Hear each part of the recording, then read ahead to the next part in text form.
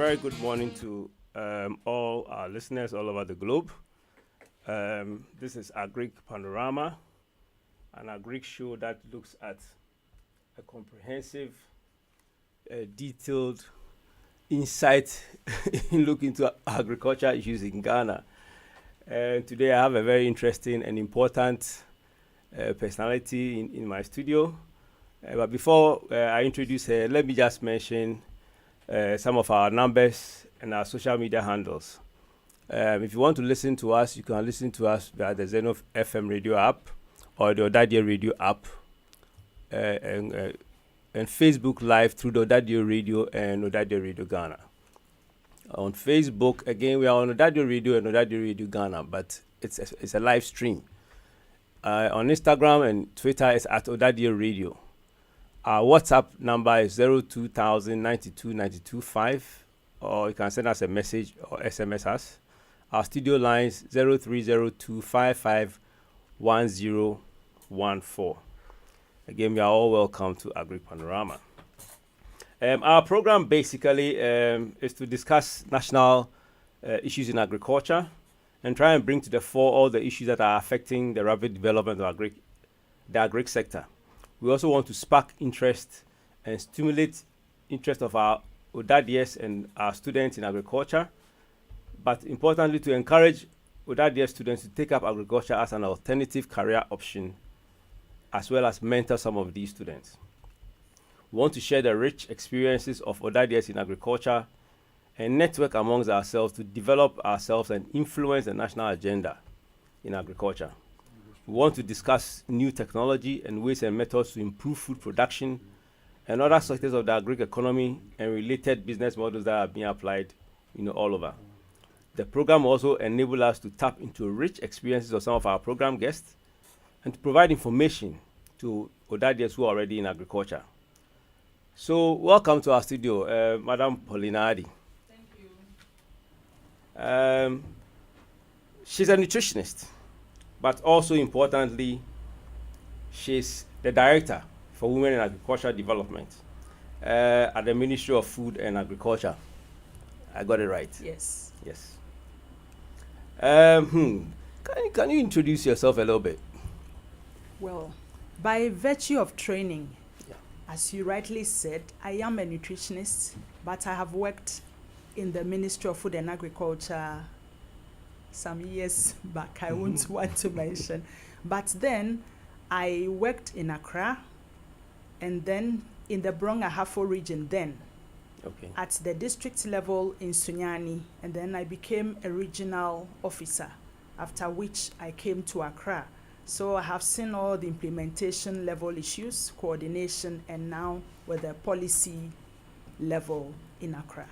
Okay. Yes, thank you. Thank you. Okay, so my co-host for today is my usual co-host, Kwame Amakohene. Kwame, Yes, good sir. morning. Good morning, sir. Yes. Our program today is really on a topic that we've been discussing over the last few weeks. But today we are trying to zero in on something particular. It's about food security, but we want to see, the reliable access to sufficient and affordable nutritious food. Our main discussion is in two parts. The first part will look at agricultural production and nutrition and their impact on food security. And the second part will delve into what nutrition is and what the national policy on nutrition and how we have merged our production to ensure that we get good, nutritious food. Okay. Over the last couple of weeks, we've been looking at a number of things, generally at food production, and we have looked at certain factors that will increase food production, that eventually will provide food security for Ghana. So before we delve into our topic for today, let's just recap the definition of food security, and that will help us to understand the topic we are going to deal with today. According to WFP, that's World Food Program, food security is the measure of an individual's ability to access food that is nutritious and in sufficient quantity. Some definitions of food security also specify that food must also meet an individual's food preferences and dietary needs for active and healthy lifestyles. I also read about food insecurity. on the other hand, is linked to the inability of households to produce sufficient quantities of staples to meet their food needs due to poor soil quality, unfavorable weather conditions, constrained access to inputs, and limited financial resources to expand food production. Although not the only factor, food consumption provides the most direct link between agriculture and nutrition, making the issue of food security at the household, community, and national levels a major contributory factor to nutritious status. This means low productivity in the agricultural sector has major implications for food and nutrition security in the country. So, well, let me ask Madam Paulina. We are aware of the low productivity in the agricultural sector, and it has major implications for our food and nutrition security in the country. According to, I don't know whether I'll pronounce the word well, but the medium-term agricultural sector implementation, your METASIP, which was a policy document 2011-2015 to 2015, I think that was when this document came out, that the country continues to experience deficits with regard to rice, maize, sorghum, millet availability, resulting in the need for food import to make up for the cereal production shortfall. Further analysis indicates that deficits other produce that take care of our nutritional needs, such as fish and other important commodities, are also, are deficits. We don't produce enough of them. What possibly could be the reason for such shortfalls? Your initial thoughts. What is the cause of our shortfalls? Yeah, thank you very much. I think as a country, in as much as we may not be producing enough, we also fall short of consuming from our own production. And with that, we incur so much losses. We have so much food in the production areas, but they never come to the consumption centers. And that is a huge problem. If we have to add value at those points to stabilize them, to make them diverse, different forms for us to have our choices, I think that will go a long way to erase these shortfalls that we keep on registering. I always tell my colleagues that we will stop computing for post-harvest losses figures if we are able to pick up from our own production. And I think that is the direction we should be looking towards. As we speak, we think because of the war in Ukraine, we are not getting enough grain. But we need to tap into what we have and nourish ourselves as well. Thank you. Okay, so a good number of our women form the backbone of our agricultural sector. They do much of the farm work. Yes. Can you tell us how, MOFA works with these women and how important they are to increasing our food production levels? Yes. When you look at the farming community, we have both men and women, and then within the youth cluster we have male, female, and it's complementary. The challenge women may have could be ownership of land, but they are into serious agriculture. I have women farmers who have vast acreages of farmland, and they are producing. They could even be national best farmers. They are well versed with their enterprise, and they are doing very well. And they are not even within the areas where we could talk about the matrilineal land inheritance, but they are in very strict patrilineal land inherited areas where they are doing so well.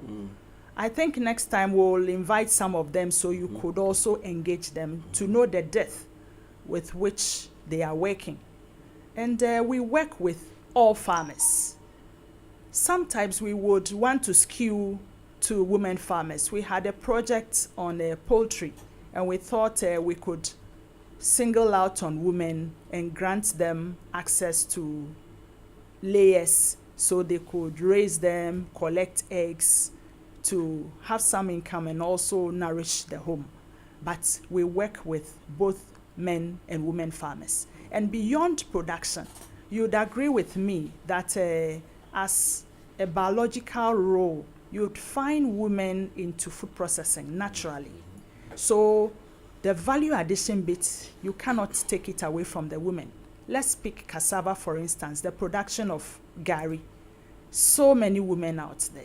And if we are able to compute the statistics on the production of gari, to amaze you the volumes these women are churning out. And that is an area we need to seriously look at, because we don't have the statistics. So sometimes we underestimate their role within the agricultural space. And it goes same for the cooking oil.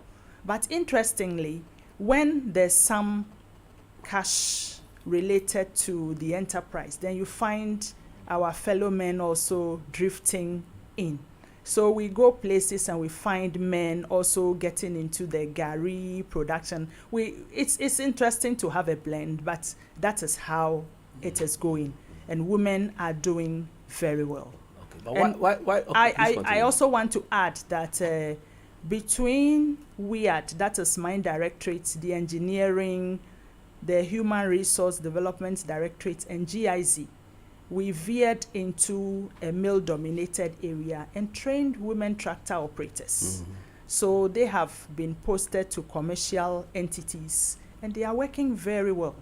We get feedback that they are very careful, they take good care of these tractors, and I think it's a good one to multiply. Okay. So you mentioned that we'll be amazed at the statistics. Yes. But you don't have the statistics. No, we don't have it as yet. Sometimes when it comes to trade, then it hangs. So now we want to focus on administrative data. So we need to collect that, refine, and then we can at least have a source. But for now, whether trade or Agric, it's hanging in there. But for the crop budget on the production issues, Agric, that's the data collection. But we seem to know the problem. Yes. So in making or in doing the policy, why are we not concentrating on having the statistics that will influence how we do this policy? So for our policy, which is the Food and Agricultural Sector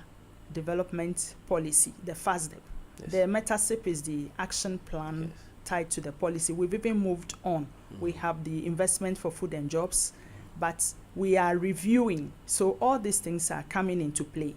And there are related areas. We are also focusing on the safety aspect. You can have food in its abundance, but if it is not safe, you cannot guarantee its utilization to optimally in the body. So that is also an area we are looking at. Okay, I'll come to the safe food because it's part of the discussion. But surely our national policy must take into account the food production levels, nutrition and food safety, yes, issues. And I'm happy you are mentioning nutrition. Yes.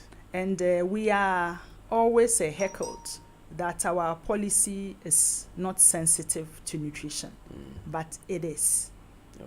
Because I would want to just ask, when we ran short of grain, the poultry farmers were crying. So if you find the policy emphasizing on grain production, grain storage, it is for a good reason. Without the grain, you don't have an egg on your table. Yeah. And when we talk about egg, you know it's all nutrition. So it goes that way. And then we also have collaboration with research where we are looking at biofortification to raise the levels of some micronutrients in these foods so we could have good levels to consume. So the ministry is very sensitive towards nutrition. And then from my unit also, where we respond to issues on nutrition, out there at the implementation level, there's a lot of nutrition advocacy, food demonstrations, just for people to know what they can combine to benefit optimally from. So the ministry is responding to nutrition. And then we have the Statistics Research and Information Directorate. They work hand in hand with the World Food Program, and they also work on the dietary diversity, just to look at how many foods are being consumed from various groups to see where we are. So a lot is going on in that space. So clearly there's a linkage between our production levels and our nutritional needs. But how does your outfit ensure that those who are the primary producers take into account the food safety and nutritional issues? Yes, at the implementation level, they are the target group. And if you don't have a healthy workforce, that is our farmers, both women and men, you cannot produce in that acceptable manner. So they need to nourish themselves in order to remain productive, and it goes for the entire nation.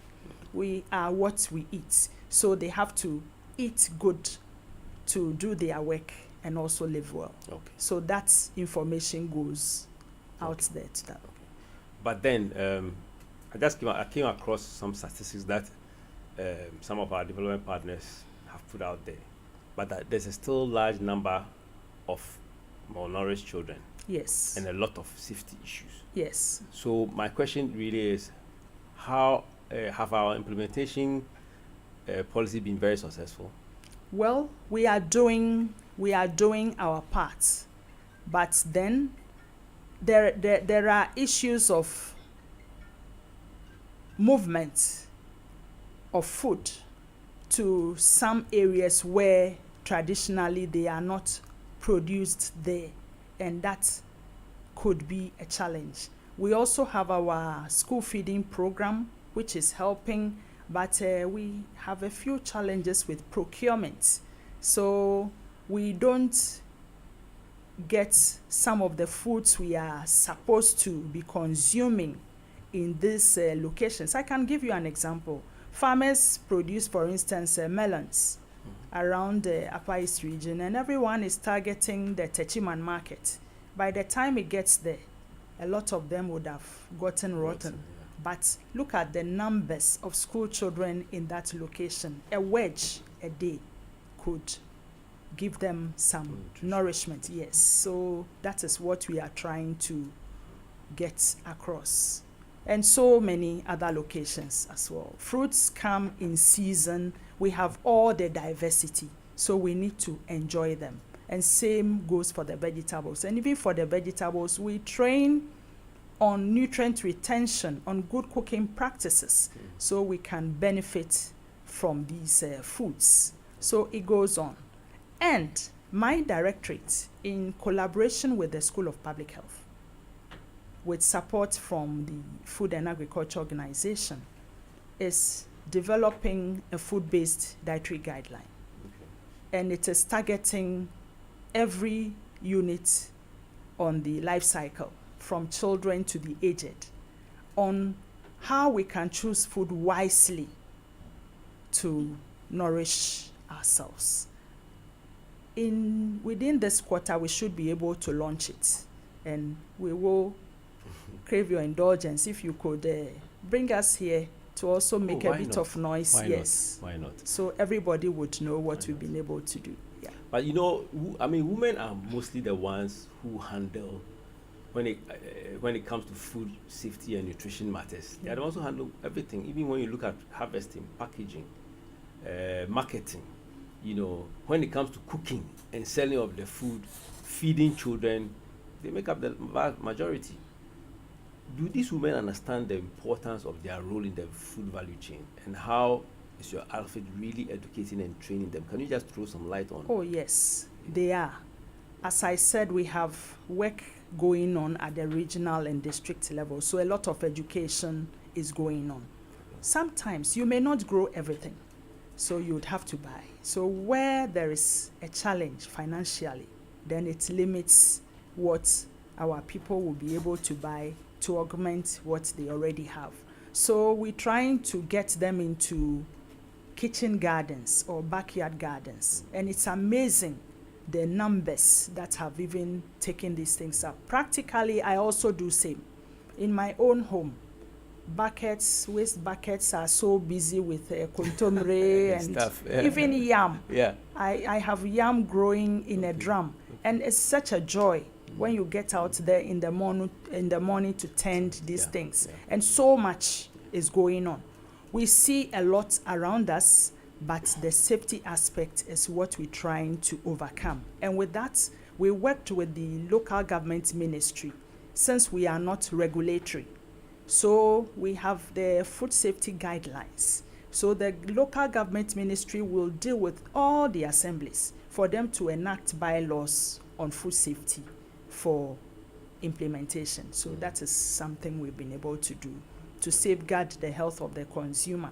Because with these vegetables, which are minimally processed before consumption, if anything goes wrong, casualties will be registered. And the microbials are the most critical. And we see a lot of wastewater being used. It is not good enough. But we see these producers squatting on land that does not belong to them. So the issue of sinking wells become a challenge. So we try working around these to see how we can minimize the microbial load. And we've worked a lot with the International Water Management Institute on this to put sandbags along the course of some of these streams to filter sink wells to settle some of these worm eggs, and then occasionally samples are taken to assess the safety. That is the least we could do, but we believe in continuous improvement. So that is. Well, our second part of the program will delve more into the food safety and nutrition aspect. Now we're talking about production levels. So let me bring your attention back to, one of the issues that your department, is supposed to be involved in. I'm not sure whether you are. So let me just ask the question. Is there a solid awareness creation and a good continuous and monitoring evaluation process going on, when it comes to this training that you talked about earlier on? On the at the implementation level? Yes. Yes, at the districts. For the WEAD officers, that is their cup of tea. They have to train the women on nutrition, augmenting the household food supply with these backyard gardens. So a lot goes on there. And then food handling as well. So the training goes on all the time. If there are updates, we take on the regional officers and then they will hand down. Because to take the something region. like the city, for example. Yes. Our markets. When you go to our markets, what you see there and how the women are handling food. So that was why we had to work with the local governments, because we are not the custodians of the market and we are not regulatory too. So the local government ministry, but we've done a lot of training for these market women on food handling. And we bring them to a common place, and sometimes they can't even believe these practices happen on the markets. So a lot of training goes on. Yes. When I look at Medina market, yes, Adenta market, yes, for example, when I go shopping myself, I don't see some of these things. That's why I'm asking. Adenta market, which one? The one that is, there are two. Yes. There's so one. That was why I asked which there's one. There's one where the lorry station, and there's one where the upgraded. Yeah, the upgraded one. Yes. I go to both. Yes. I go to both. Yes. So the market is a very turbulent place. Everybody wants to trade her wares because the majority of them are women and quickly go. But we want to work through the assemblies to get them do the right thing. At Agbogloshi market, for instance, we also did a similar thing to give visibility to those who adopt good practices. So they have a stall and their wares will finish first before others. Okay, so you see, you have the policy. Yes. And you are implementing. Yes. Who actually does the monitoring and the evaluation? Who checks? Because you know that, okay, they said they are going to be doing this. Are they actually doing that? Because, is it impactful? Good. So where we are now is to hammer on the sensitization. You have to do a lot on that before you can sanction. So they should know what the policy entails, and then you can sanction. I can tell you about an incident in Techiman. Techiman is a very big market. We did a lot of work there. And the cassava dough production areas, you'll be amazed the things you would find there. So we took the assembly staff to one of the facilities. They were shocked. They've been in Techiman. They never knew there were very sloppy production areas.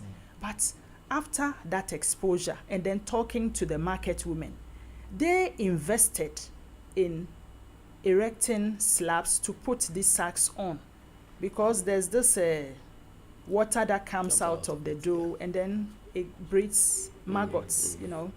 But they did these things themselves. Those who did not have the money used simple systems. You find them ties with wooden planks, and then they put these things on. For us, it was a good start. So when you find a lot of these things being replicated, it is good. But then it should be guided by a code which everybody will just respond to. And that is why we did the guidelines for local government to do its bit.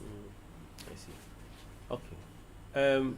With you mentioned food and jobs, and that brought my attention to planting for food and jobs. Okay. First of all, was your outfit involved in that policy, in that whole new initiative? Were you part of the planning? Well, yes, we are, because it's a ministry intervention, and it's to boost agricultural productivity. But then we realized the smallholders were nearly being excluded. Yeah. So we had to get them to come together, because when the inputs are coming and the numbers are very small, it's very difficult. So they had to group in order to assess these inputs. So yes, we are part of it. Okay, so it said it was launched in 2017, I believe. Yes. And one of its goals, as I read, was to contribute to the modernization of the agric sector. Yes. And one of its main focus was, immediate and adequate availability of selected crops in Ghana through improved productivity and intensification of food crops to support the private sector.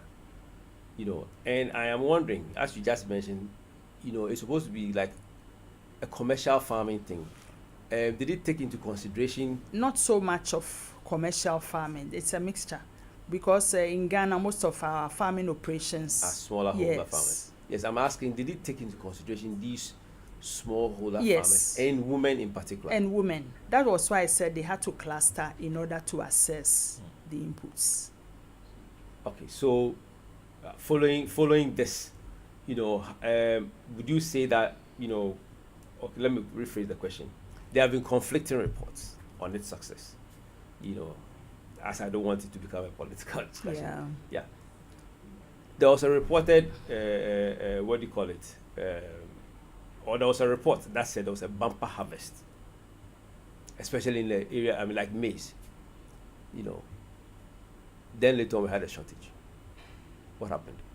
Yes, for farmers, when they harvest and they have a market, they just let go. So we have so many people within the space, and we are within ECOWAS, the free market. We have the Nigerians coming in, the Burkinabes coming in. They take our things away. We also go there and bring down the tomatoes, But the sad thing is when you've subsidized the inputs, and then we have production, and then it leaves, and we have none to fall on. That is where we have a challenge. Yes, but when we're talking about increased production or bumper harvests, as we speak, there are areas within the country where they have harvested so much. But when you touch transport, then it distorts everything. Personally, I have been around Akumadan and then Tuobodom area, a whole crate of tomato for 100 cedis. There are costs. The aggregators, this Aboboya we call it, the small trucks will have to assemble, because our farms are not on a contiguous stretch they will take their charge, and then they assemble. The loading boys will also take their charge, and now the Accra women come and they want to give their price, and the Kia drivers will say, if I go to the fuel station, I'm going to pay so much, so I won't be able to take what you are offering. So if they struggle and bring these things to the consumption areas, all these charges will be offloaded onto the consumer.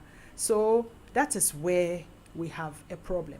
But if we have affordable transportation and then good linkage from the production end to the consumption end, I think we will be fine. And also for perishables, if we can do the value addition to put them in very stable forms, that is also a good one. We had some training held in the Pasa area, that is the Nkwanta North, and it was tomato. We used very simple systems. We made the puree and put them in Ziplocs, froze. Electricity is all over.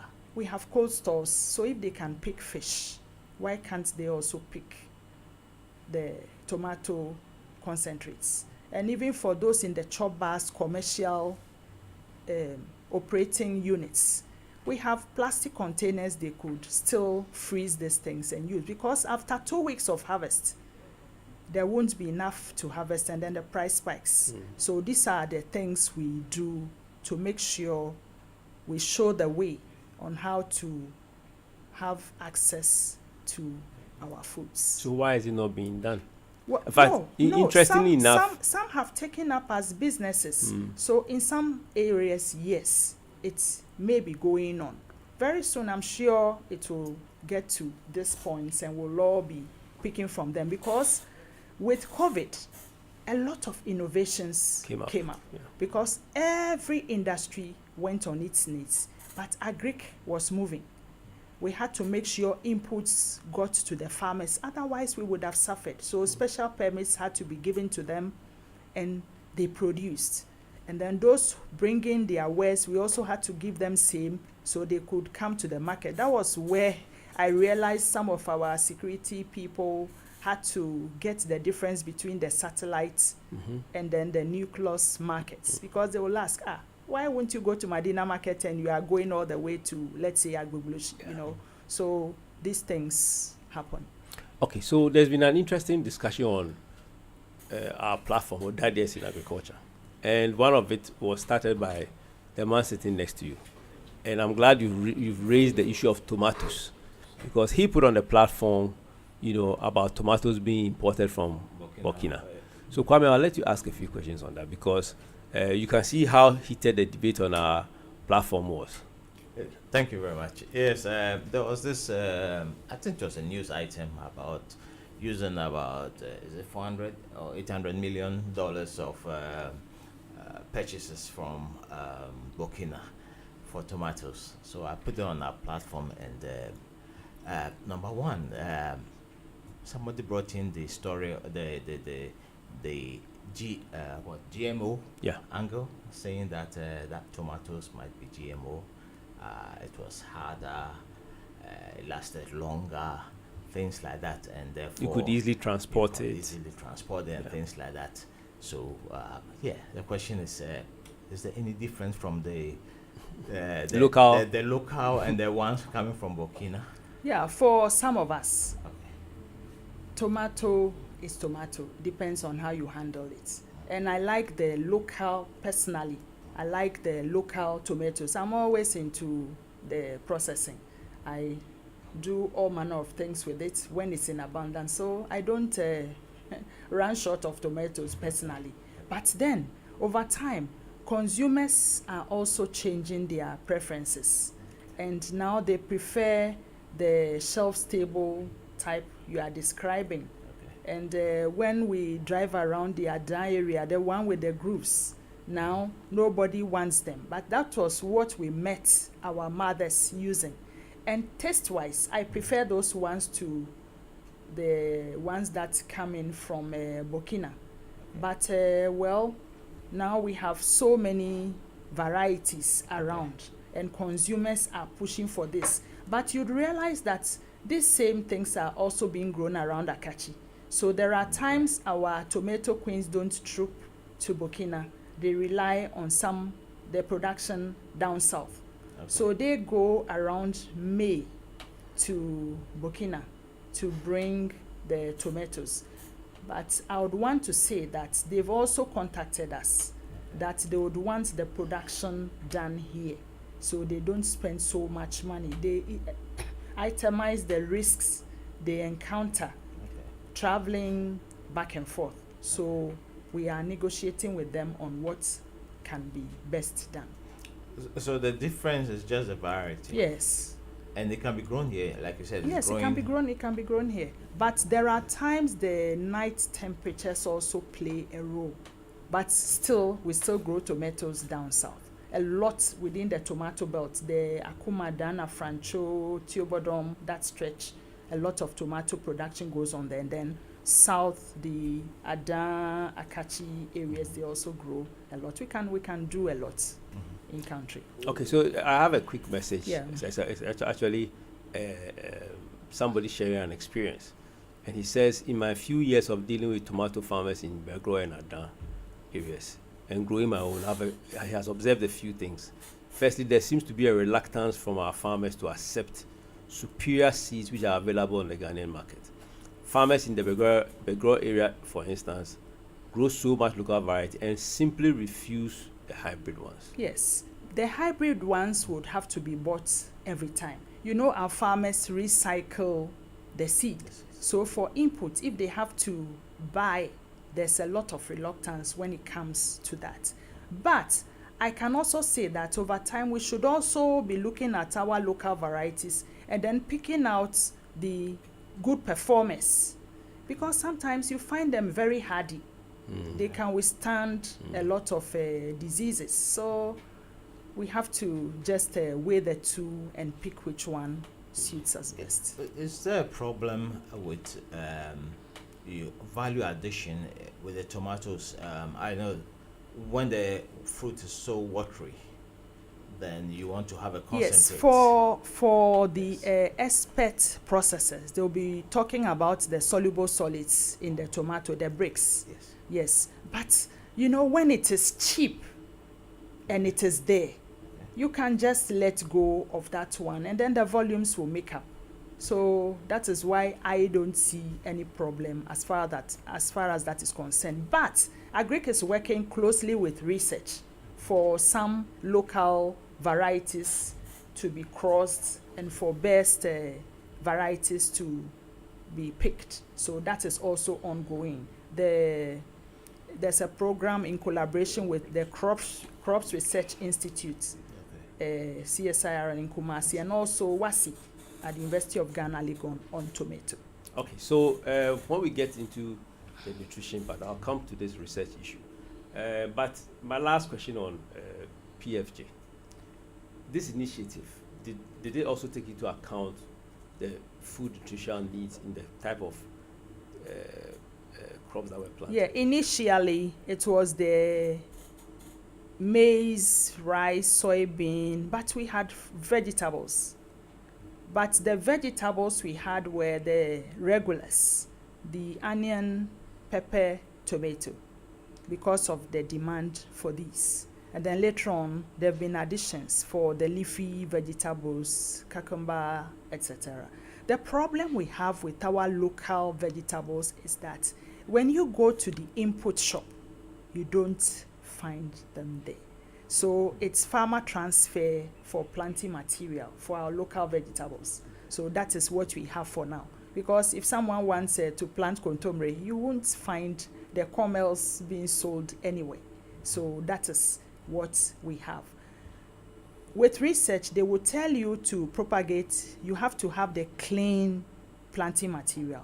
So that is the level we have to get to ensure we have everything to plant. Yeah. Okay, so the issue of, I think Kwame mentioned this GMO issue. Yes. You know, what is the general view? When you talk to the farmers, they will never accept GMO. But some people keep saying that, oh, for the tomatoes you've been buying from Burkina, is it not GMO? That is alleged. As I sit here, I am not very sure on that. Really? Yes, as a GMO product, no, I'm not very sure. Because it's hardy. We've seen this around the Domahinkro area. They also grow a lot of The hybrid. yes, there's hybrids. But some of them are also, selected. Where they are good performers, some of these things are selected and multiplied. So we need to delve into these. Yes. And because of this issue of tomatoes coming, or not just tomatoes, but products coming from our neighbors, why do we not take the stand where we protect our local farmers, and maybe by banning some of these inputs? We will get putting there. a higher tax on them, so that Uh-huh. when we put a higher tax, it means that it can still come, and then the price will be. Yeah, be we higher. will get there. Because when you talk to the Burkinabes, they tell you their tomato is the cash crop and the market is Ghana.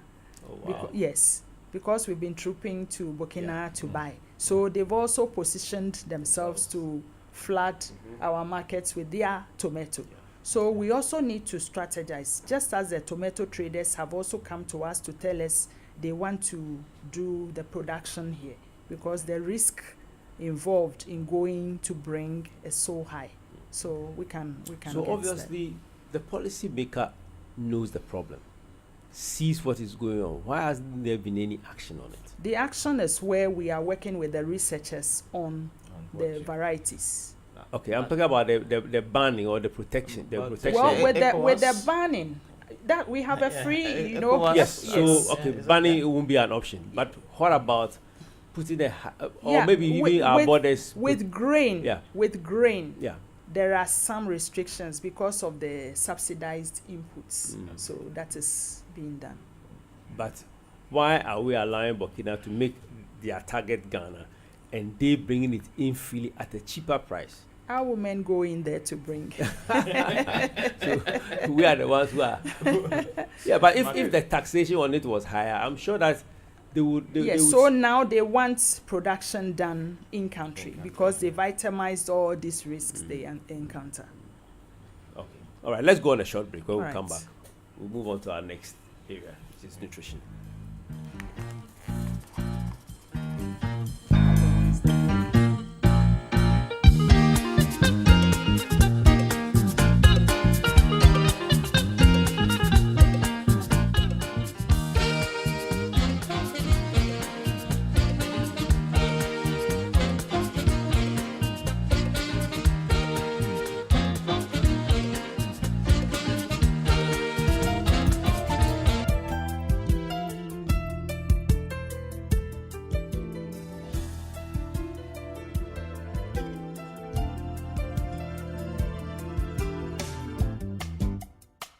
You are listening to the live streaming of Ɔdadeɛ Radio.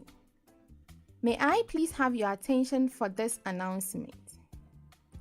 Are you an Ɔdadeɛ? Are you looking for that opportunity here on Ɔdadeɛ Radio to reach out the many Ɔdadeɛs out there?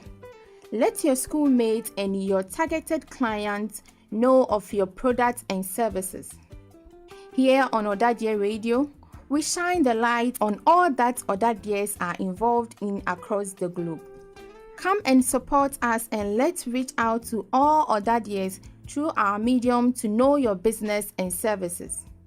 To all Ɔdadeɛs and other stakeholders who wish to offer their support to Ɔdadeɛ Radio should please call or WhatsApp us on 0200 29295 or call us on 030 255 1014. You can also reach us on our social media platforms at Ɔdadeɛ Radio on Facebook, Instagram, and Twitter. Send us an email at odadierradio@gmail.com or visit our studio at the Presec Alumni and Mentorship Center AMC on the Presec campus, Legon, Accra. Ɔdadeɛ Radio, shine the light.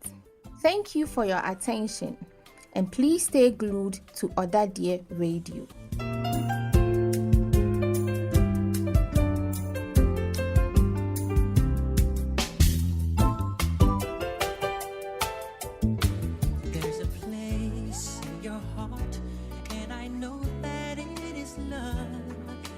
Say no to single-use plastic bags.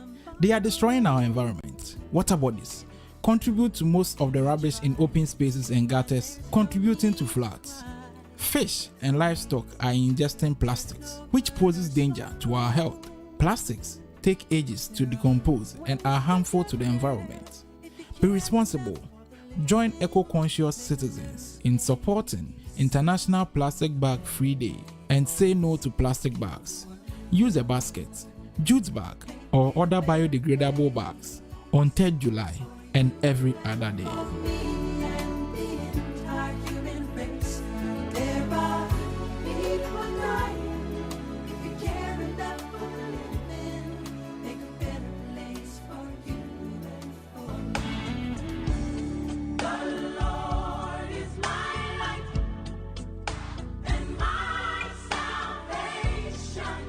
What does the Bible say? And what sort of light does it throw on any life-related issue? John chapter 1 verse 5 states, "And the light shineth in darkness, and darkness comprehended it not." Light for Life is a Christian panel discussion program on all life-related issues and how the Bible helps us in its day-to-day application. Beloved, my name is Reverend Gordon Kwashi, and I invite you to join me and my guests on the Light for Life program on Ɔdadeɛ Radio Online this and every Sunday from 6:30 p.m. to 8 p.m. I trust that as we engage in this Light for Life program, we'll all be able to say to our God, "In thy light we shall see light." God richly bless you as you tune in.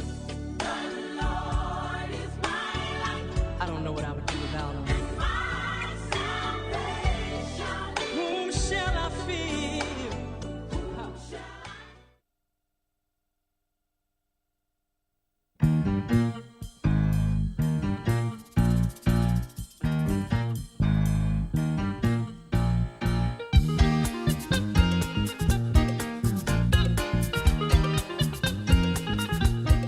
Ɔdadeɛ Radio. Like us on Facebook at Ɔdadeɛ Radio. Follow us on Instagram and Twitter at Ɔdadeɛ Radio. You can WhatsApp or call us on 0200 092925. Okay, welcome back to our listeners all over the globe. This is Agric Panorama, and in our studio today is Miss Paulina Addy from WEAD. That's the Women in Agriculture Department from MOFA, Ministry of Agric, Food and Agric. Hey, I'm missing all my stuff. So yes, the first half of the program we talked about food production and how women are involved in it, how it affects nutrition and food safety. Kwame, you wanted to ask a few questions on mechanization with the women, right? Yes. We had. Let me put out my WhatsApp number again, just for those who want to send in their questions. Yeah. Our WhatsApp number is 02000 92 92 5. If you have any other question you want to ask, please, bring your comments, recommendations, suggestions, and we'll read it out for you. Thank you. Kwame, go ahead. Yes, we had a program. Also, last week we were looking at mechanization, also knowing that it enhances production, things like that, and talking about your women. And I'd like to know mechanization in terms of your primary production. How is it going? Did they use machinery and things like that? Okay. Yes, thank you. Some of our women use machinery for the agricultural production, and for the flat areas where not the non-forested areas like the Addy areas, they rent the services. So tractors plow their land for them, and they pay for their peppers, melons, and tomatoes that they grow. Okay. So they pay for these mechanized services.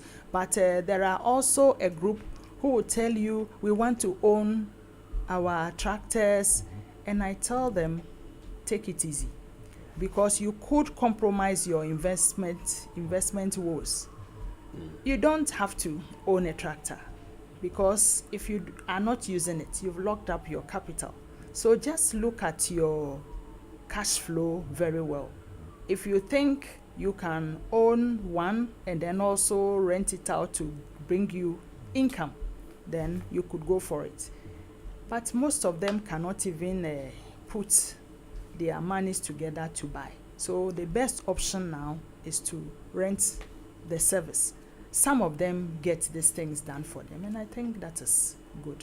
The challenge we have are those in the rice production areas. When it is time to harvest, and then you don't have the combine, it shatters and you lose so much, it dries up. So that one, there is a problem. You shouldn't also necessarily own, but we are trying to get these combines within that catchment area to service these farmers. Okay. There used to be a lot of these power tillers, smaller distance that that might be cheaper to own or might work. Is that interesting in the yes, area? but sometimes it is. But when you have women who have bigger acreages, you need to get the regular tractor. Yeah. Okay, but in areas of value addition, why are we not introducing, these modern, affordable machinery to them so that they can use? You mentioned about the corn, the cassava dough where they put stones on it. Why don't we have machines? Those ones are history now, because now you'd agree with me. Those days we were going to school, and now the quality of Gary has improved markedly. But they are still using the stones. Well, a few places, on the yes, Dodua Road. a few places. But now there's the hydraulic press, which is being used by most people. So a lot of change has come through. Going towards Koforidua, after Manfi, you see a lot of Gary production. Yes, a lot has changed there. They also were into the primitive systems, but so much has changed. We are even going to the extent of trapping the effluents, the water. So you go to a Gary production unit and you don't even smell anything. And they will tell you, I've been able to change from thatch roofing to corrugated, taking my children to school from this Gary business. And quality is quality. Once you have it, your goods will sell. One thing I see with our farming here is the use of the byproducts. When you talked about Gary, the effluent that comes out, and then when you talk about rice, the chaff and the straw on the field and things like that, we don't normally add any value, if I can put it that way. What it looks like our primary occupation has been the actual food, so whatever is left, nobody cares. But we had some researchers who were interested in looking at the components of the effluent, because they realized that when you threw it on grass, it turned brown. So they thought it could be a weedicide. So we're waiting for them to give us feedback on that. But for us, it's good to trap it, scoop out the starch, and then you could nicely dispose of the liquid. But you go places and it's such a mess. That has also seen some change. So that is a good one. And then when we go to the oil production, the cooking oil production areas, I would want to say that they do quite okay with the waste. Because with the shells from the kernel, it has a place to go. The building and road research was picking it for the pozzolana, and then the blacksmiths were also picking it to fire their furnace, and now the chaff is being compressed and used to ignite. So these are small things that are emerging, but I think the focus has been on once they are into the oils, once they get it, then very little attention is. Anything with rice yet? Because I hear the straw is a good substrate for mushrooms. Yes, we've done that for mushroom and even for cassava peel. Yes, we've used that. But when you have volumes, we could look at a bigger uptake. Yes, and for animal feed.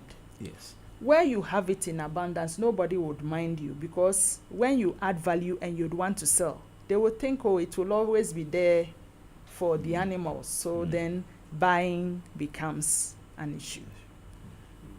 Okay, what about the areas where is predominantly male, and the women are trying to get into those areas? How has your ministry treated? For instance, the tractor operators. Not. I mean, generally in food production, there are some areas where, okay, so let's take like the fishing industry, where mostly is the men who go out to do and the women just do the buying. Yes, but these are roles that have been cut out. So you'd realize that for the fishing expedition, it's mainly the men who go over the years. But once they land the catch, the women take over. And then they would sell either fresh, frozen, or smoked. You find the women in this. But these days, as I said earlier on, where you have some cash trappings, you find the men trooping in. So you find men selling fresh fish around Osu Oxford Street. But the good thing for me is it's always on ice. So I don't have any issue with that. Yes, but once they land the catch, it goes to the women. Okay, because you see that even when it comes to, for example, and I think I was watching it on TV one of the days when they were doing these abattoirs, the local ones we have. Usually it's the men who are doing those kind of things. It's a men's thing. I think it's culturally defined, because I've seen women managing abattoirs in places like Ibadan. Okay. So I think it's... That is what I was asking, because in other countries or other jurisdictions, you find women playing a bigger role in some of the areas that men are dominant in Ghana. It's culturally linked. So that's why I'm asking, are we doing anything to break those? I mean, is your ministry doing anything to train or break those barriers? Well, we won't call that a barrier. But when it comes to food handling, we do for both the men and women. And at the Dansoman livestock market, where we took them through training, because now for consumers, we want convenience. So for poultry, we want our chicken dressed. So we take them both through the handling, and it's both men and women. They both do these things, but you have to be properly attired. Yes, and we do same for the Christmas and Easter markets near the main ministry. There are some sales there around Christmas, and when consumers come, they won't want to take the live birds home, so we take them through that training.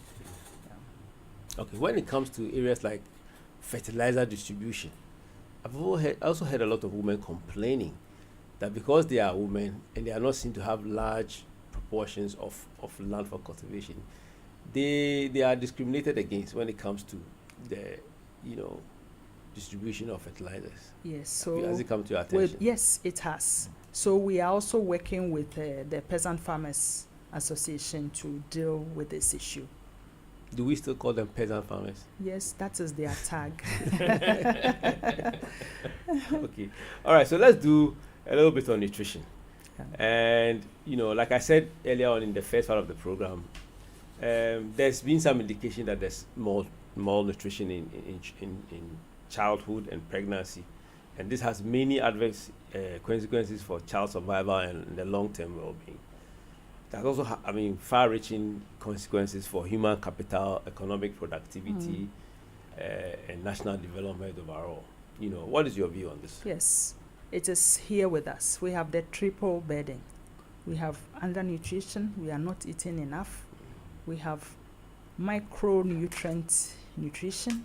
And then we also have overnutrition, where we have the obesity and then the related issues, and with that goes the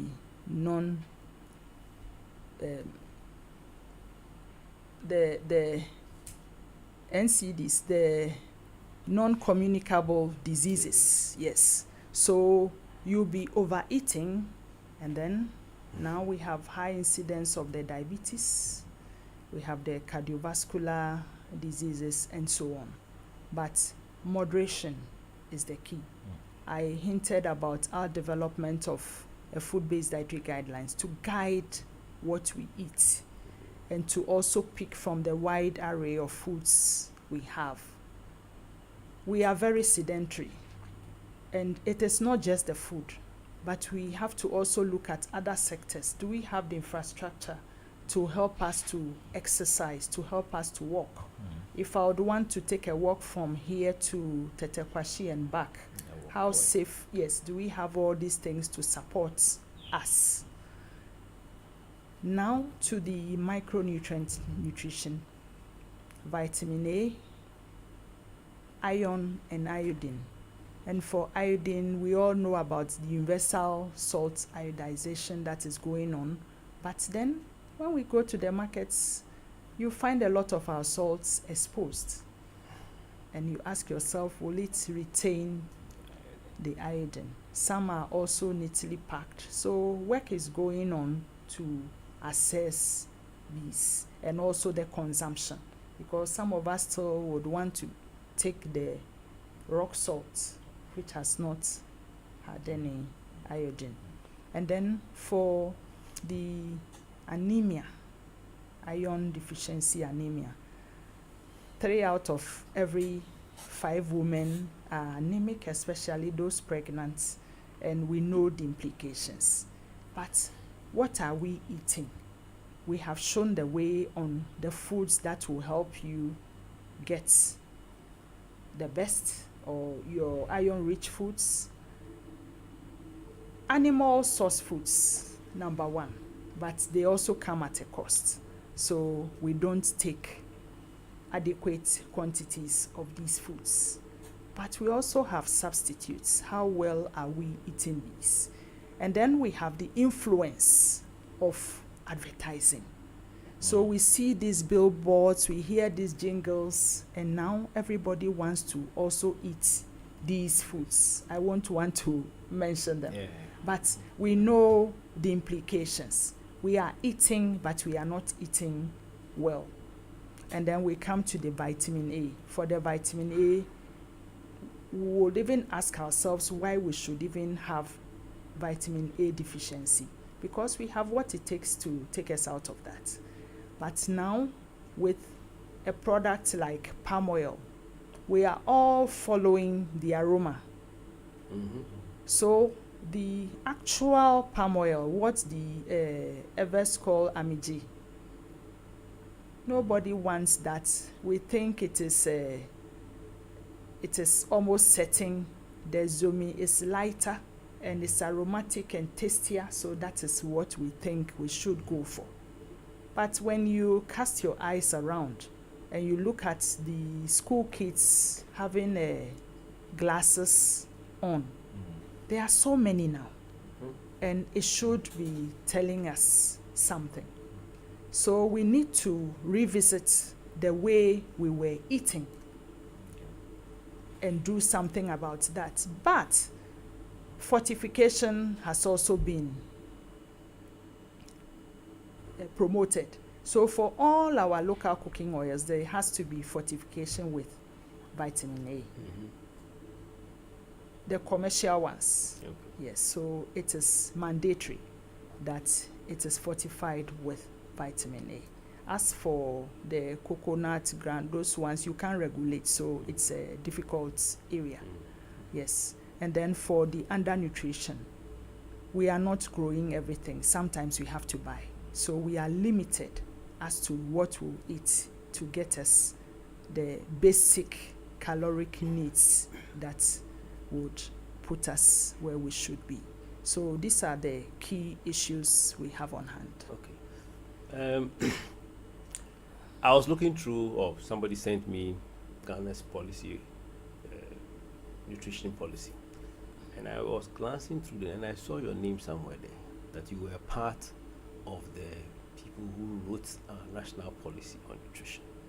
So when you hear, for example, that Ghana, 7% of our children are malnourished, is it a concern? It must be a concern. It is. It must be a concern. It is. And so, in this policy, is it effective and impactful enough for it to affect the way, or let me say, the implications for our food production? Should we be producing certain types of food more so that they get that nutrition that? Yes. That is why I am in Agric and I have to make an input into the nutrition policy. Yes. There are foods we have to produce more, but on a normal production trail, there are things we need to produce to also be an input for something else. That was why I talked about the grain. We've been pushed by a lot of people that we are not promoting the production of fruits, vegetables. These things are being produced big time. The sad thing is the losses we incur. You drive around the markets early morning and it's so disheartening when you see the volumes of perished vegetables and fruits, avocados, garden eggs, everything going waste. But for grain, it's a kind of security. We derive so much from grain, and it's also an input for animal feed. So I earlier on said that if you don't invest in grain, you can't have egg on your table. Okay. Yes. So we have to have a balance with these. But what we need to do is to secure these vegetables by adding value, stabilizing them. So if we have oranges, you go around the Asin area and so cheap. We need to do something about this. Even if we can freeze them. These are things we've been teaching. Mangoes, when in season, just take out the pulp and put in this Ziploc and freeze. And the good thing is now the new freezers that are coming have blast facility. You can blast, freeze, and then you can take it into the normal freezer. So it will then survive its journey in there. So we need to look at salvaging what we keep losing every now and then. Because the losses around our markets alone is too much. And when the farmers don't get the needed returns on their investment, next time their production volumes go low. And these are things we need to nourish ourselves. The other side of it too is whenever you put a nutrition tag on a commodity, the price shoots up. Okay. We used to have the sour sop, the sweet sop behind our homes. But immediately we said they have some nutritional attributes. Now you can't even buy. Okay. And it's something that perishes very quickly. So I think we also have to reason with some of our greengrocers that these things perish very quickly. Let's see how we can have a balance. I also talked about affordable transportation, especially for these. Once we can go low on some of these costs, we can make it more available to help us. So are you talking more about some sort of industrial or cottage industry? Yes, cottage industry, yes. Also for the home also to know. Yes, across, yes. Across. Because now, you know, when you go to some shops, where they've been able to pass through the Food and Drugs Authority for their fertility to be inspected and then their products also to be given the FDA number. Yes. You find these products on the shelves because they've been cleared. A lot has been done. Small scale, medium scale processing. A lot has been done. And that is for me very encouraging. But then there's a cost to some of these things because we've packaged and then spent some money, overheads and all that. So with that, you'd find a few people chasing these products. But we can just do a lot in our homes just to make sure we also nourish from that point. Okay, so, you know, anybody listening or most Ghanaians, hard-working people, who just normally just fill their stomach because they're hungry and they'll use food to quell that hunger. But how do they relate, or how do they get to know that I have to eat a balanced diet, a nutritious food? I mean, how does the ordinary man relate to the discussion we're having now? Yeah, thank you. I think there's a lot of education going on, and we've also been able to educate some of these traditional caterers. So we were even going to a point, this was a work in collaboration with FAO, where we wanted to give them incentives if, for instance, they provided fruits as part of their food service. So this is something we are looking at. And the low salt issue, because we don't want them to get into this cardio issue, the cardio problems, yes. So this is something which is also going on, because we have numbers when it comes to the traditional caterers. So if all of them become a market for these fruits, I think we will be able to substantially reduce the losses that we incur and also nourish the bigger population. Okay, so let's say my workers who, when they come to work in the morning, they think, oh, I have to eat maybe 4 balls of kenke with some pepper and some small fish. In his mind, how does he relate to that nutritious food? So that is why we are working through the vendors. So now you'd realize that with even foods like kenke, they have the pepper sauce, but some are also coming up with granite soup or okra on the side. So these are emerging things that are coming up. But a lot of things also have changed people's ways of eating because of things that happen. So normally when you go out to a party or some function, so I don't eat salad though, because this salad, when I eat it, you know. So is the problem I talked about, that these are minimally processed. Okay. So with the microbial, we could endanger a lot of consumers. So we're doing what we can to minimize that. I see. Okay, so are the types of food we are producing, is it you know, like the foods generally that we eat, are they good for us in terms of? Oh yes, You know, we have great diversity, and we've been really blessed, because every season comes with a set of fruits. So if you don't find bananas, you find oranges, you find pineapple, all these things come, different types. And as we speak, the rare ones are even on the market, about to leave. The Vitex, the gas call it Shon, the black one. And then the I don't know the account name. There's an orange type. It's very like Adon. It's orange. He's a complete data, but he doesn't know. He doesn't know these things. It's the hog plum. It's you called, didn't live in the village. It's called the hog plum. Okay. You find these things, and then the sour sop. Okay. And then the alogun to green, yes, the sour sop, and then the sweet sop.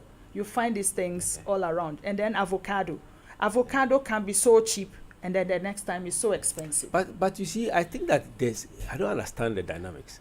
In recent times, fruits that people didn't used to really buy, all of a sudden, because they know that some wealthy people who... It's not about wealthy people. I'm just trying to explain yeah. the people who sell on the roadside. For example, now when you go to Alogun to go, it's so expensive. Yes, because a nutrition tag was put on it. Exactly. So that is what the price we have to pay.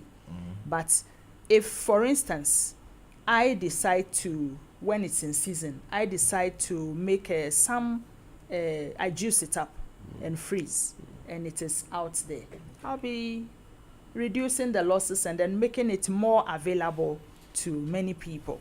So that is where we have to look at the challenges for me with the avocado, which we don't know what to do with at the moment, because it's difficult to process. And when it comes to some foods, it's not so easy. Pepper, for instance, we consume pepper a lot, and it can withstand village level processing. You can dry, but we are discouraging drying by the roadside, because it's exposed to the exhaust fumes, animals straying and walking over them doesn't make it healthy. And sometimes when you find our people packing them. They sweep everything. So you find stones being milled together, and these are hazards we won't want to put in our foods. So we think a lot of training has to continue to make sure we have safer food all the time. I'm having a feeling that food processing and how do you call it? Yeah, food processing and this technology is a bit lacking. It's something that I don't know, because other places have very, very simple machinery that turns these things into something you can store for a long time. Yeah, some of the machines are not cheap. Some of them are not cheap, especially those with the stainless steel. Yes, they have to be stainless steel. Yes, so that is not very cheap. So that is one key challenge. But as I said, with pepper, that can withstand village level technology. You can just steam it in your basket and dry it on a raised platform, and you can have high quality pepper. What do you think we can do to stimulate people going into that area of business? Yes, so we can look at our assemblies. Okay. Yes, if we want to brand our assembly, we want to invest in maybe a popular commodity that is grown there, and we want to complete the value chain. We invest in the needed equipment and related tools to make sure we also produce something which can be related to or linked to our assembly. Yes, Okay. and that can help. Okay, so there have been concerns about food safety and available food. The issue of chemical residues, microbial contamination of foods in our harvesting and drying systems, accumulation of fungal toxins, handling of packaging of fresh produce and all that. A question for you. They said food safety is key. This is from Nikwikuma. One of the biggest problems in Ghana and indeed Africa is the aflatoxins challenge, which is really a storage issue.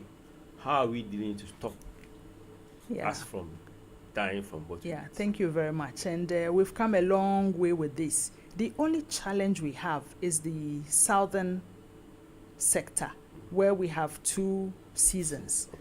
And after the major season, it is a bit humid. So then the investment becomes higher because you have to dry artificially to reduce the contamination. But where we plant in the minor season and then for the northern part, it's getting better because now a lot of people have come to accept the use of the pro-cocoon bags. It's you seal your grain hermetically, no air goes in, so you don't find it being weevilled, and it dries better. So for me, aflatoxin is a management issue. Once you are able to quickly dry after harvest, the levels will go down. But within the African space, we also have the Aflasif, which has been tried, and it is being used on station to reduce the level of aflatoxin in grain. But I don't think we will be so much in danger if we invest in the dryers for the southern belt, where most of the grain is harvested at that time. Okay. Yes. Okay, so every time when you give us a solution to some of these things, it boils down to whether whether the policies that we have is being, we are seeing the challenge and addressing those things through the policy.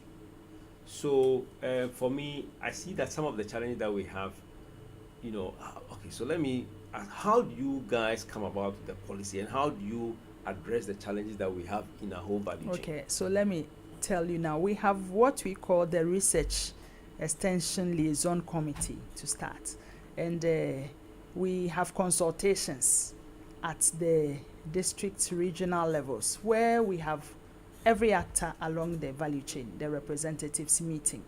So we put up all the issues they have and we cluster them into 3. The one that has to do with policy, the one that will have to be solved by research, and then the final one that is a farmer level solution. So we do this and then we aggregate them and then it comes to the top. So that forms the basis for our policy development. And then we have engagements with all the stakeholders, private sector, representatives of our farmer association. But what I have realized is that if it is not me being present, then we've not been contacted. Yes. So it tells us that there's a gap between the representatives of the farmer association and their constituents. Because once something has been discussed, they have to channel it down to those people. Dissemination. So when we meet and then you find some of our target group talking about, oh, we were not consulted, but you cannot bring all of them. It's their representatives that we engage. What about the investment part? Because sometimes the solution is also we have to invest more in this. Yes, we also have private sector on board. Yeah. So government does not really do much when it comes to the investment. Because every time you hear people go, then what's the government doing? What's the government doing? With the investment, there's a lot that has been done. We have the insurance bit, the risk incentive based, the GESAL, that one is there. And then we also have, under the CARES, some key commodities have been taken, like rice, poultry, tomato, and maize. And under the Ministry of Finance, there's some facilities to support the production of these because it's a post-COVID response. So that has been done. And then we also had funding from the Canadians, Global Affairs. And we also picked this from the grassroots. Processors have been provided with equipment, and we had to give them guidelines. So things were brought to us, and then we had to use the guidelines to see compliance and then pick. So we didn't have to go and handpick anybody, but it emanated from the district. So we started with 50. And the second phase is being rolled out. So equipment have been given out to those in the cooking oil, so many, rice, different commodities have been supplied with equipment under the Canadian program. So the ministry really does investments. And if I have to talk about irrigation, that one is very big. If you talk about irrigation, we won't talk about irrigation because big investment, one district, one dam.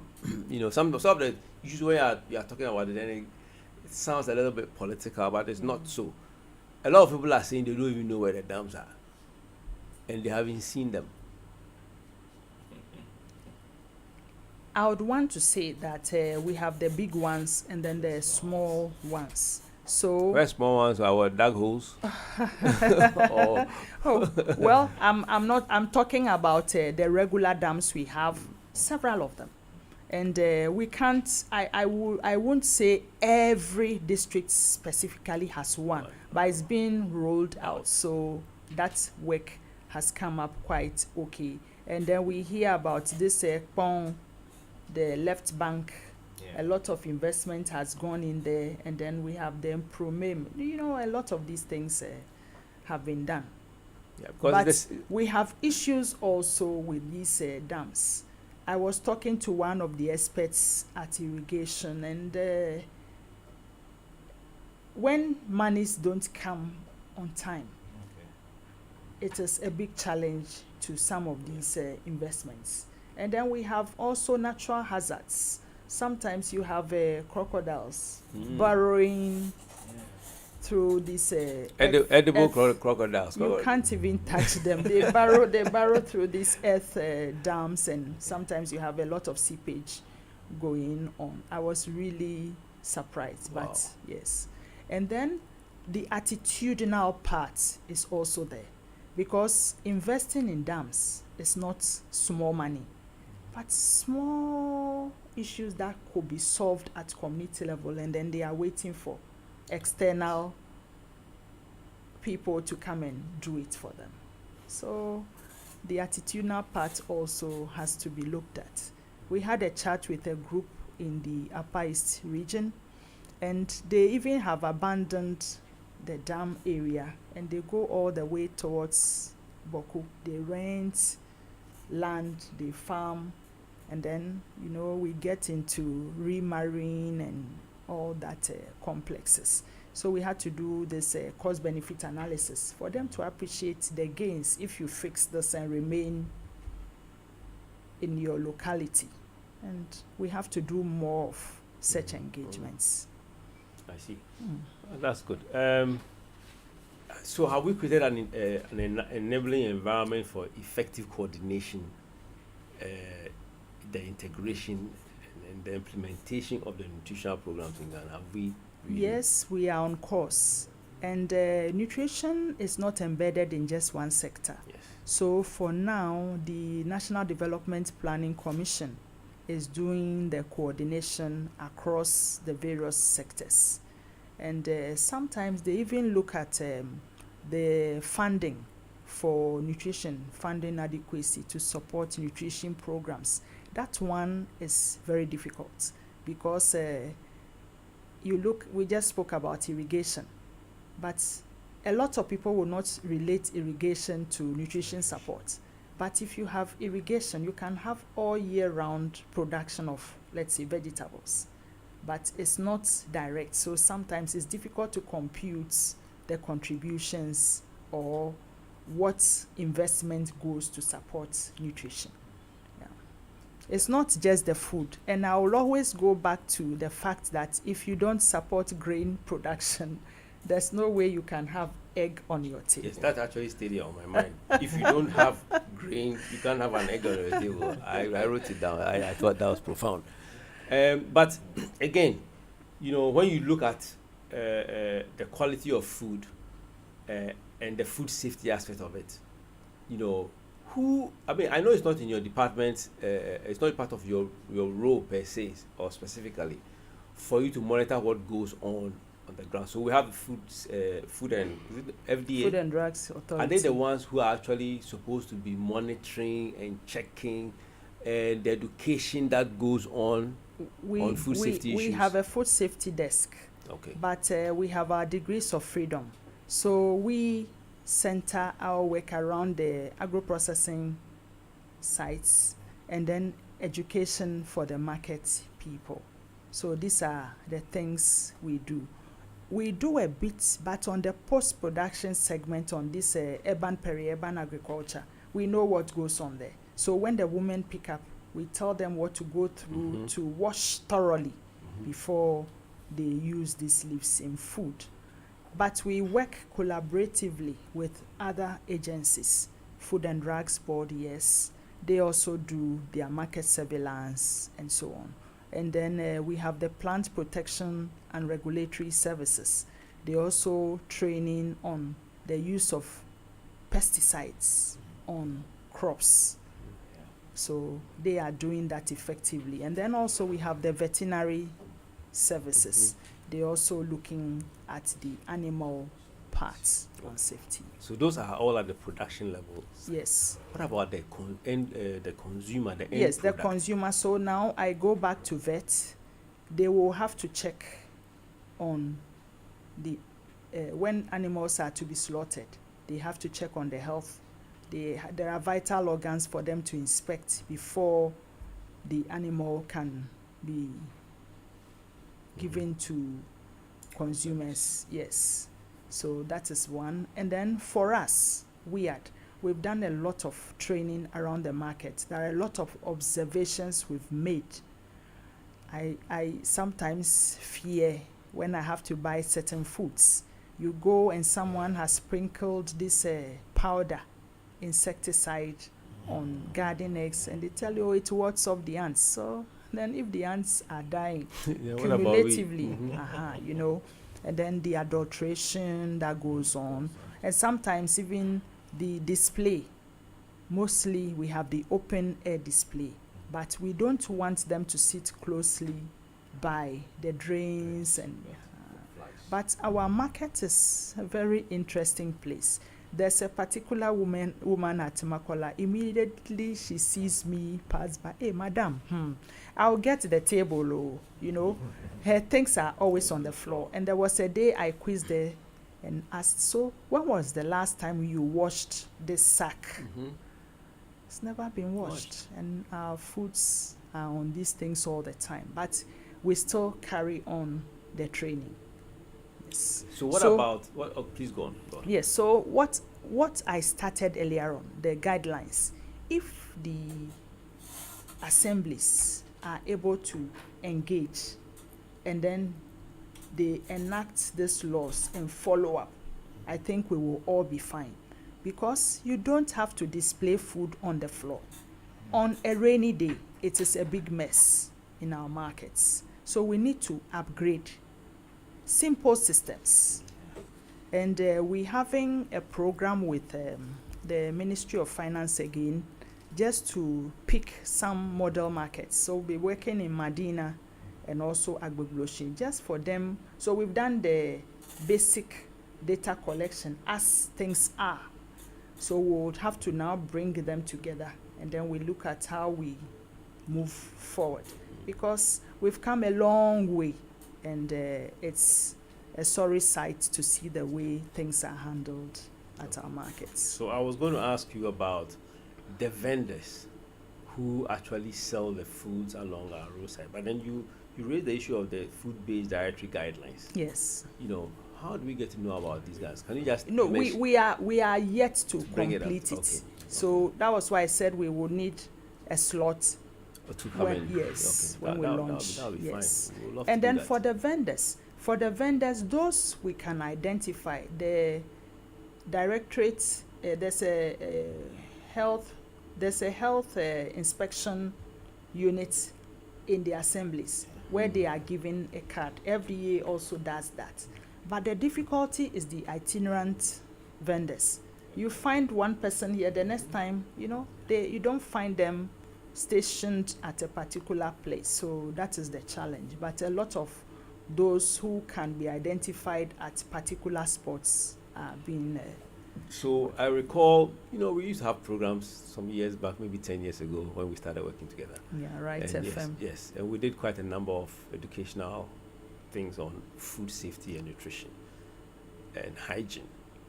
Now, my question is, the person who is a vendor, who decides one day, I want to sell this type of food,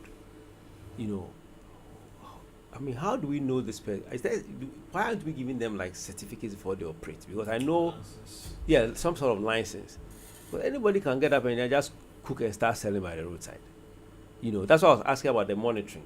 Yes. And yes, so on the spot checks are done. Really? Yes, on the spot checks are done. So that's why I said it's difficult with the itinerant vendors. When you say that, I get a little worried. Yes, that is the difficulty, but they can also be held. This Burkina production, yes. There's a whole dossier on the production units, even their location behind whatever to the points of production. So there's a whole, catalog on these production sites. So it is well known how the production is done. And then for vending, it has to be in the cold chain. So you find that sometimes they have ice. So it's a gradual process. We'll cover a lot. Because where I am at Adenta, and I use the market route a lot. Now, just a week ago, I saw the assembly people, concentrating on breaking somebody's wall who had built just a few, feet from their regular, so they were breaking the wall. Now, just by them, there's a woman who sells puff-off, a very popular puff-off. So around 3-4 cars are stopping to sell the puff-off, and she actually does the dough right. She has a table, an online table, where she's doing it, and cars are passing with dust, and these people are breaking the wall. And I'm thinking, it should have been diverted. Yeah, why are they, So if the assemblies are the ones supposed to be doing this, and they don't have that conscious then there's a big problem. So shouldn't that who checks the person who's how the phrase they use? Who checks the person who's checking? Who checks them? Because the assembly they are not really doing it. Who watches the watchman? Yes, they're not really doing it. That was something for me, because this table is always sitting out there. Every day when she comes, I see she has this sponge she uses to wash. She washes the table though, but after the table that sits outside, then she begins to do her dough, and that's the puff, and then fries it right there. Yeah. So you'd realize also that for some of these foods, most of the vendors are having the mesh around, so things are evolving. Yes. But shouldn't the education be such that it's people who are the policy makers are actually guarding the people who are supposed to go out there and check them? Because you are just saying that the assembly are the ones who are empowered to do that. We've worked up to a point. We are getting some feedback, so we'll have to pick this up with them, and it has to be quick. Otherwise, you've done one bit, the next level is stalled, and it's like you've not done anything. So we'll take it up with them. I see. Let's go on a quick commercial break. When we come back, we'll get to the final concluding part of our interview and read some messages that have come through as well. So a short commercial break. I hope it is so far okay.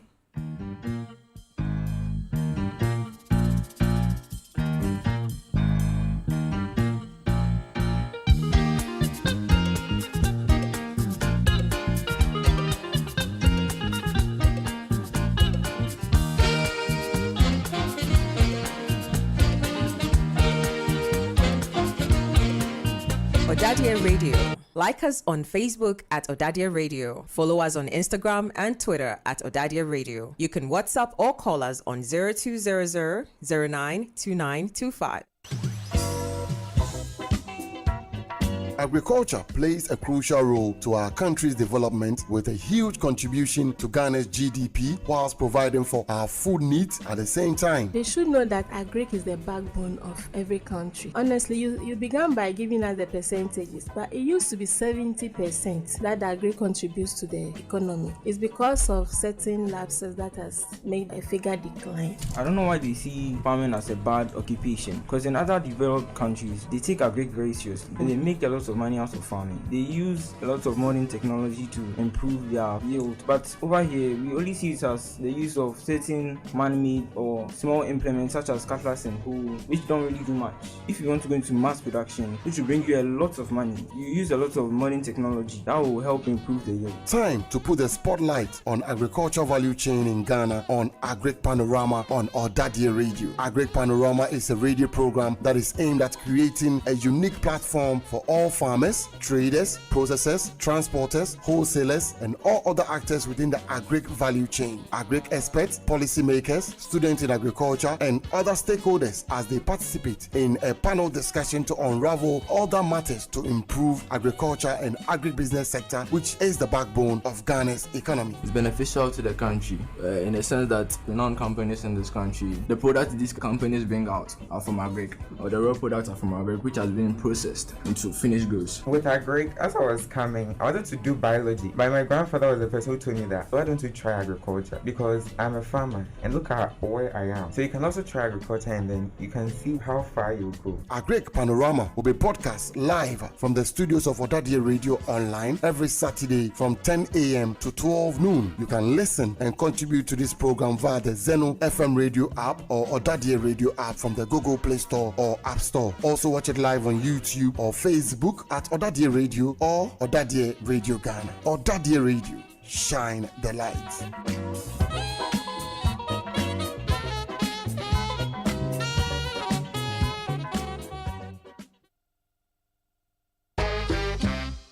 The Education Standpoint is a radio program only on Ɔdadeɛ Radio. The program intends to bring together all stakeholders in the education spectrum of the Presbyterian Boys Secondary School to a live studio discussion on all the topical issues in education and help put to proper perspective the views from standpoint of all stakeholders. The Education Standpoint will also help guide the school and create a better understanding for administration, students, teachers, parents, the church, and the alumni. Tune in to Education Standpoint exclusively on Ɔdadeɛ Radio online Thursdays 2 to 4 p.m. and a repeat broadcast on Saturdays at 9 a.m. I am Reverend Emmanuel Ambrose Asamoah, an Ɔdadeɛ former teacher, former students, educationists, counselor, and will be your host on the Education Standpoint. Please do make a date with me.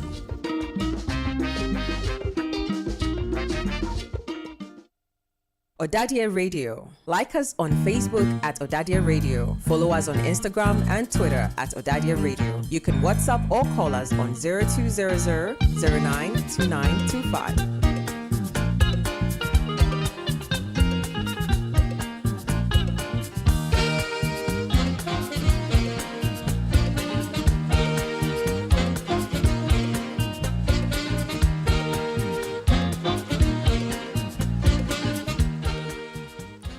Okay, so welcome back. Please continue to send us your messages on 02000 92 92 5 so that we can address some questions you have, your comments, your suggestions, and your recommendations. We have a few, so we'll just quickly read them. This is from Terry Agbemo, who says he's listening to the discussion so far, but he gets the impression that the missing link in our Greek value chain that is needed to stem the losses after bumper yield is cottage level processing technology. Any efforts in that direction? Yeah, there's so much going on, and we have a lot of the youthful ones into that, and now we have innovations in packaging. So we've moved a lot away from the regular plastics into the paper pack and other interesting packaging material. And also with the processing technology, a lot of people are picking cues from online and even what we are able to give. So that is the missing link. Yes, if we are able to bridge that, we'll be fine as a country. Thank you very much. There's also a commendation.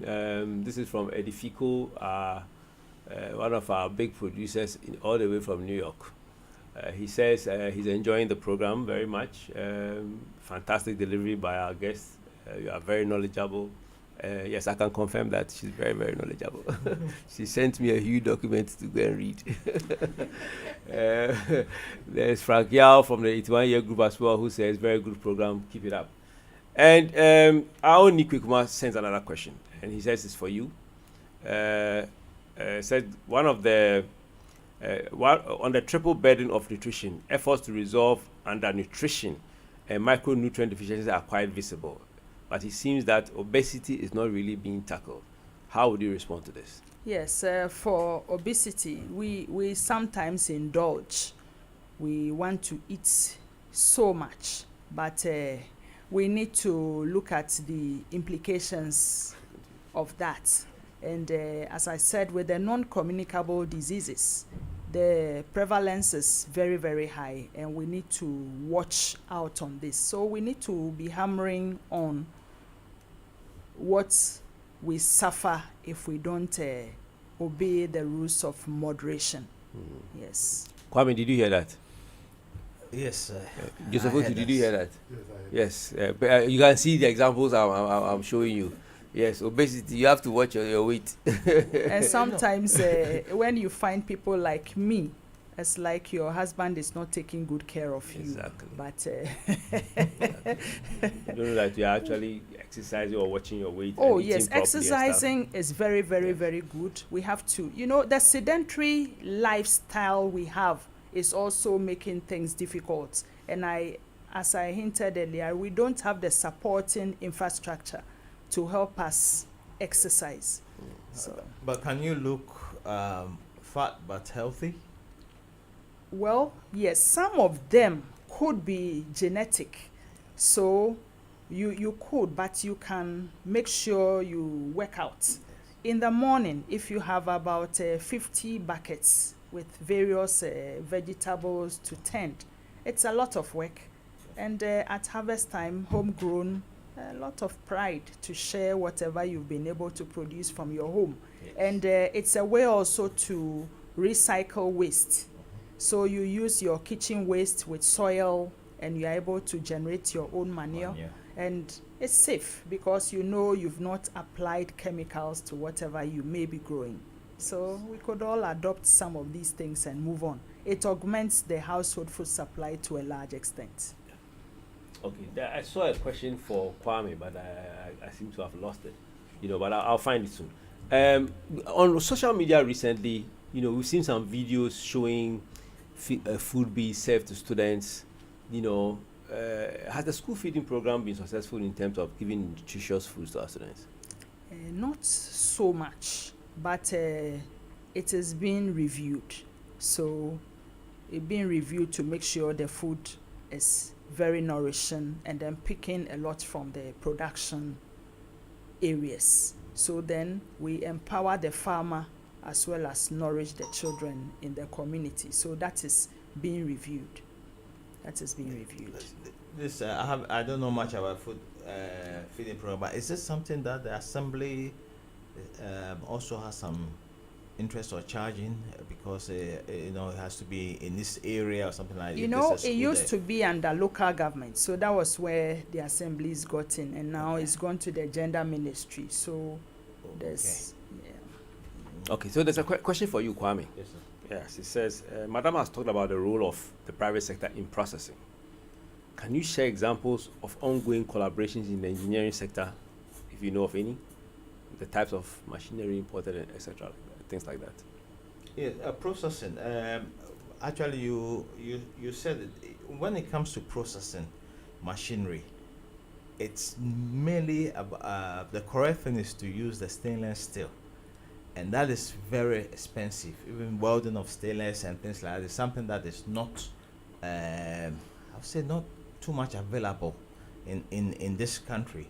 What we have is the normal mouth steel, and then the sort of spray, which I don't know whether it really passes for food consumption. You'd realize that when you look around the markets where we used to grind our tomatoes, peppers, now the mouth steel is what we have. Yes. And for me, it's an improvement because we used to have the cast iron painted and all this painting, and you don't even know where you'd be eating. So you could be a victim to some of these pollutants. But now, when you cast your eyes around, almost all of them have the mild steel, which for me is a good thing. Yes, there are some people who are doing it. I think it's gratis. Also, if you have your program, that's your production program, they do that.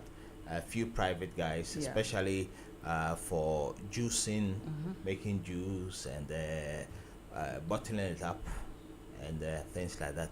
But I think we should be looking at small scale cottage industry because the way you put the production is not that huge.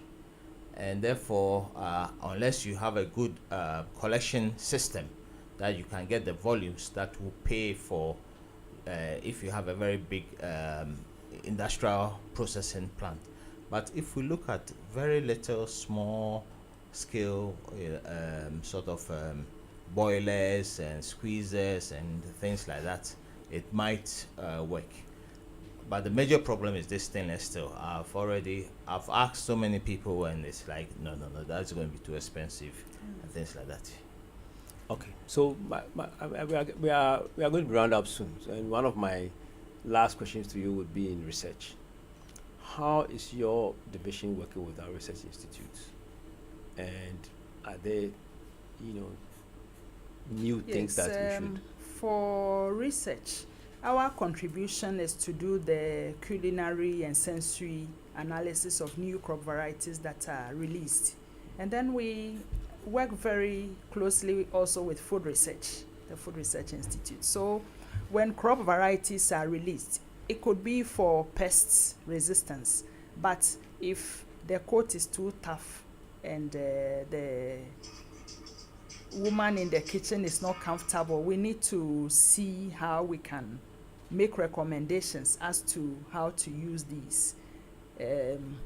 We also do consumer preference on these varieties of foods that are released. So that is how far our collaboration with research is.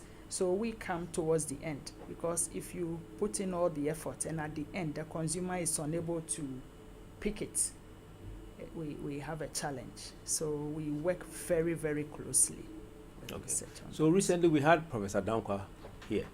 You know, he recently won an award, and we know Waki is doing a lot of research in food seeds. Yeah. You know, and how close are you with? We've done some work with Waki. When they released some maize varieties, we had to do the testing. The Legona brew.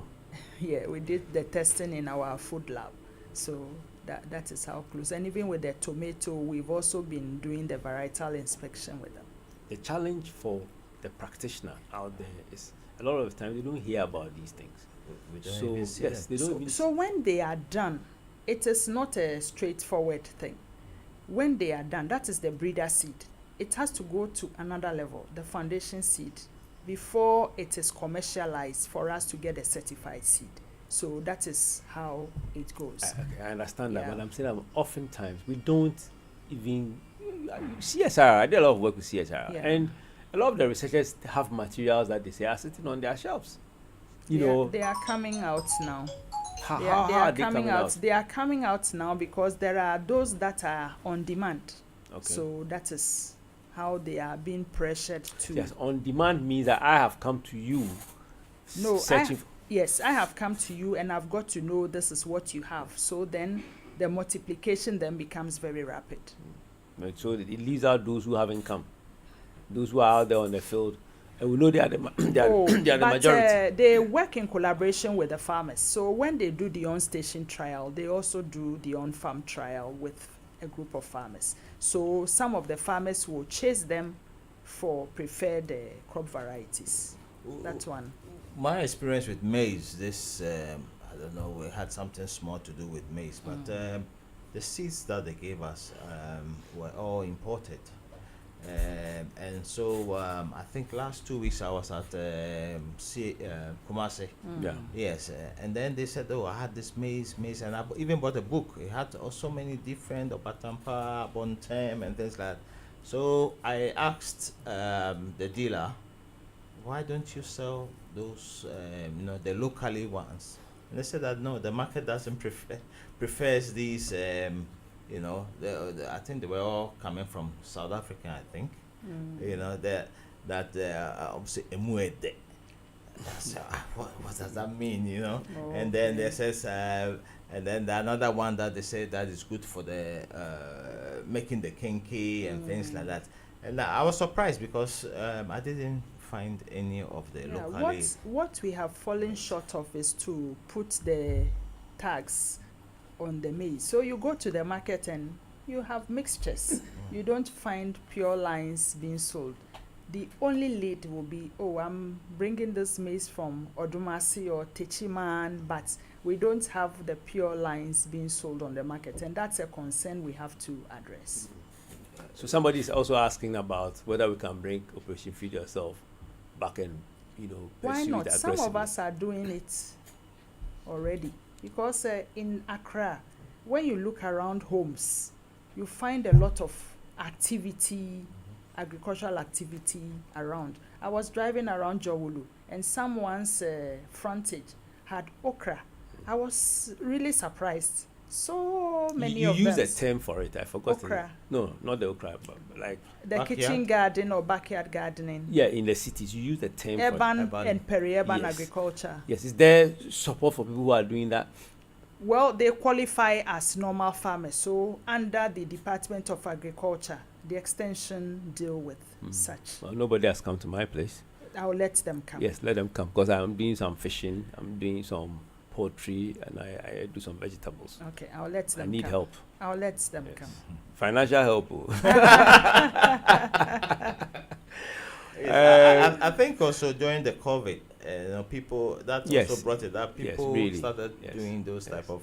Yes, backyard because and we just were like spending a lot more time at home. We were not in traffic. But they so should have kept it up because it looks as some if of us are keeping it up because I don't remember the last time I bought kontomire. It was something small, but now. So if there had been some upscaling in terms of Yeah. how we are talking about it, the way, because I remember even rice, there was a whole thing about Ghana, rice, and the whole fair was, done. City FM took it upon themselves to really push it out there, and then suddenly everything has seemed to have just died out. The production cost here is a bit high. So when you compare with the imported, then everybody goes for the imported rice. Well, Madam Paulina, thank you very much for spending time with us this morning. It's my pleasure. Unfortunately, we are running out of time, and we hope that when we call you again, please, I will come. Yes. People have requested for how they can get in touch with Riyadh and yourself. So if you don't mind, please, if you have a number, share 0244 422 712. Yes, and that's my WhatsApp number as well. Okay. And what about your department? Do you have a specific number that we can still use this one? Number. Okay, so can you put the numbers out there again? 0244 422 712. Wow. 0244 227 434. 34. So 02444 22712. All right. So before I let you go, I was telling you about this studio, radio station, Ɔdadeɛ Radio, and what we've been doing, mentoring some of our students who have, that zeal to go into Agric and are looking for career opportunities. What would you, say to such students? Yes. So what I'll say to them is to perfect the technique right here. So they start from here, and it will be easy when you transit. Okay. What about your area, special area? Nutrition, food safety. Why not? That can be an add-on. So once you are doing it here, you know the safety precautions, and then you know what is nourishing to combine. So if I'm an Agric student, can I just branch when I go into the university and do food and nutrition, or they have to do a particular science? It's science just basically. A science, Okay. science based. Okay, all right. But for the Agric students, they get a session on nutrition, I think, for first year. Okay. Yeah. Okay. All right. Well, thank you very much. Thank you. Kwame, thank you for being here this morning as well. I knew that you were going to, you don't play with your Saturday kinky and fish. I know you don't play with it at all. So to leave that and come here means a lot to us. Thank you so much. Listeners, this has been Agric Panorama. And your regular host, Johnny Adufeni. We'll see you next week. Thank you very much. Thank you.